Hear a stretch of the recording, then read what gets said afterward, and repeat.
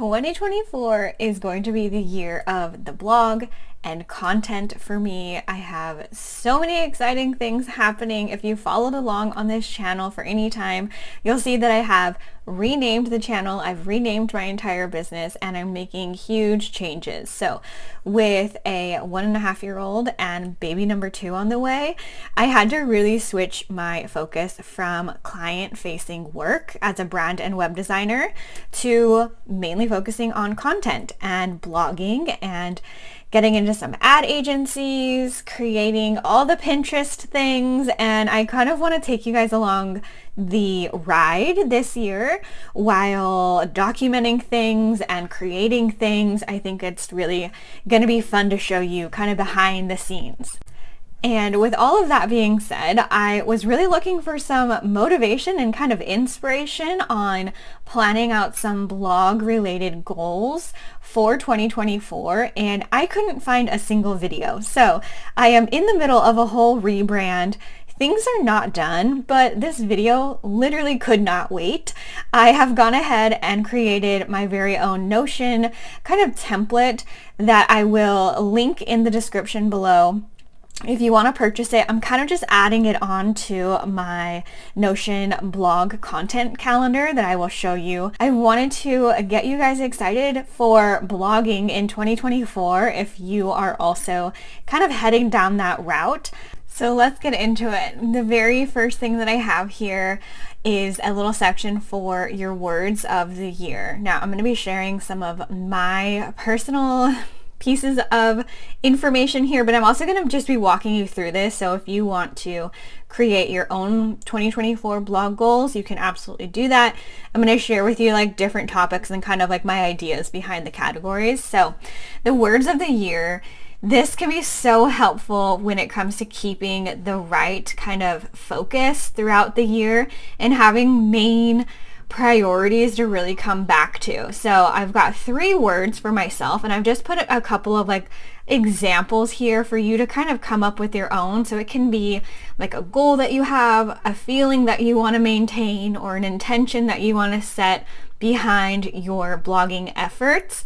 So for me personally, my 3 words of the year are planning, consistency, and traffic. So I want to get really strategic and implement planning to where I literally just show up to my computer and know exactly what I'm doing for that day. I don't need to do anything else.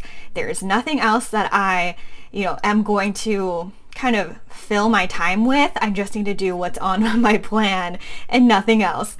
So planning is a really huge one for me this year to stay organized and to really utilize the time that I do have.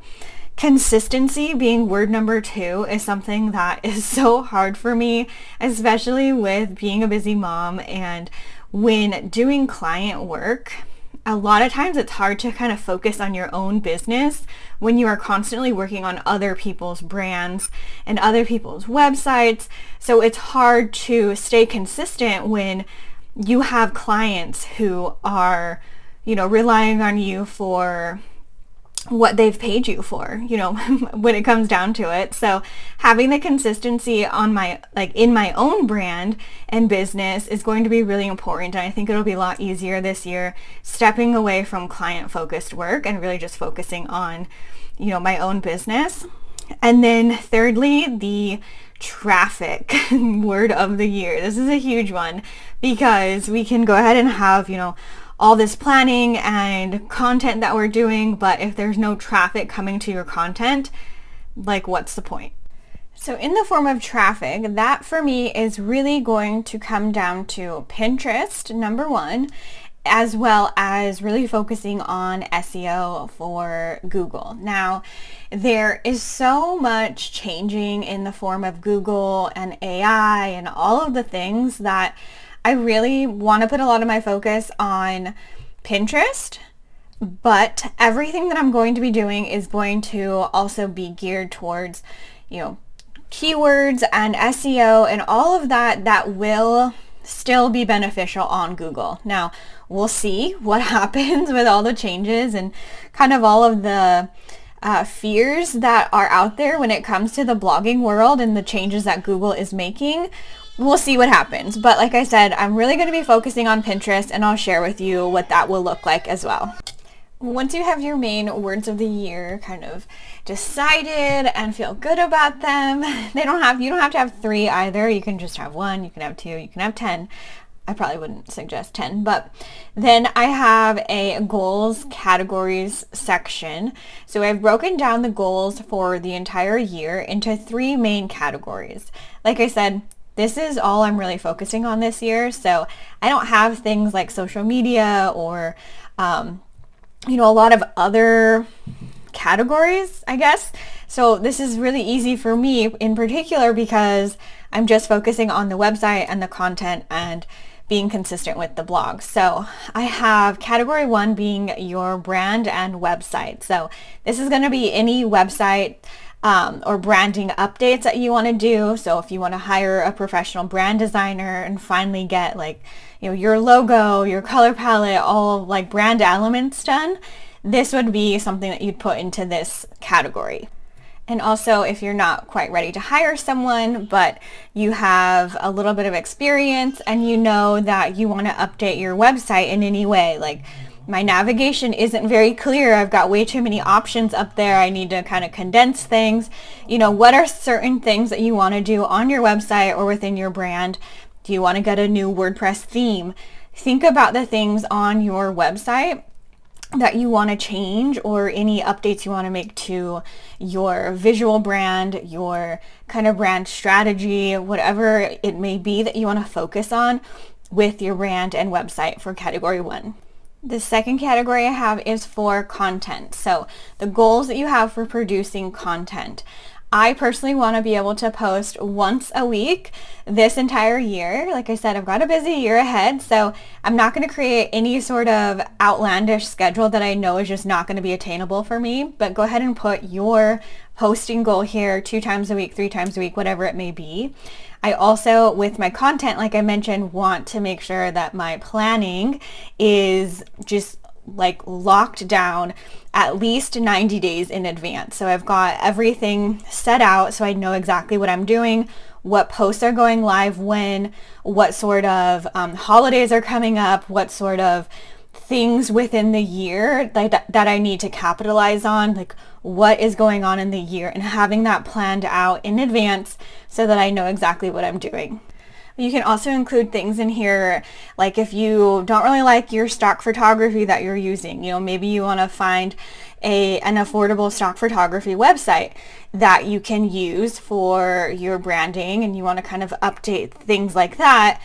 Putting those sort of things into this section is going to be really important in regards to any of the content that you want to be producing throughout the entire year. I've also included here to begin to map out my new freebies for my email list that then leads people into a paid offer. So this is part of my content section, because the content that I'm going to be producing is going to be content that's leading people to a paid offer. So it's really content marketing when it comes down to it. But I need to think about what freebies make sense for the content that I'm producing, as well as the paid offer that it's going to lead people into. So whether that is, talking about branding, and I have a 5-day branding workshop, what freebie can I make to get people in and, create content around that that's free, but that is going to get them on the email list and then eventually into the paid offer. So creating different freebies that make sense for your paid offers is really important to think about how it relates to your content.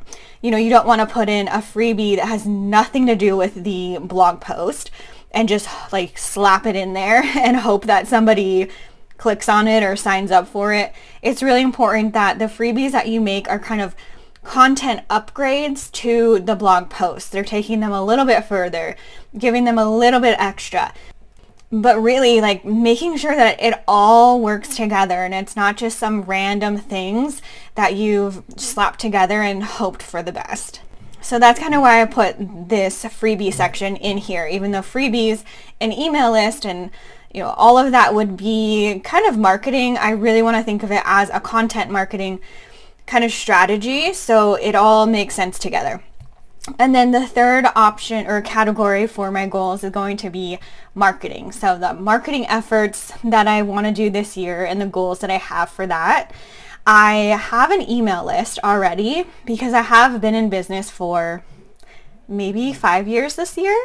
Like off and on, like on the side and just doing things for like existing clients and not always like public facing, but kind of behind the scenes. I've been working in branding and web design for about 5 years now, but I have an email list that is full of old subscribers that were interested in other things, So I want to start my email list from scratch. I want to create a welcome sequence for that email list. And also making sure that I'm doing 10 Pinterest pins for every single blog post that I put out. So Pinterest is going to be, like I said, my main traffic driver for the blog, and I want to make sure that I am producing a really great kind of plethora of pins to sort of test and see what's working, what's not, and having the kind of data behind it before baby number 2 comes so that I know exactly what to focus on. I and kind of, in the phase of life where I don't want to spend a lot of time doing things that are not going to be giving me an ROI, basically a return on investment. So making sure that I know which pins really do bring in traffic and clicks and all of that is going to be super important. So having a good variety of pins created for every single post and being able to gather some data is going to be really, really key in the beginning couple months of the year. And then I just have another example on here for you. So within marketing could be something like finding an email course to take, finding even a blogging course to take, whatever it may be that you want to focus on with your marketing. Go ahead and map out your specific goals that you have for marketing here.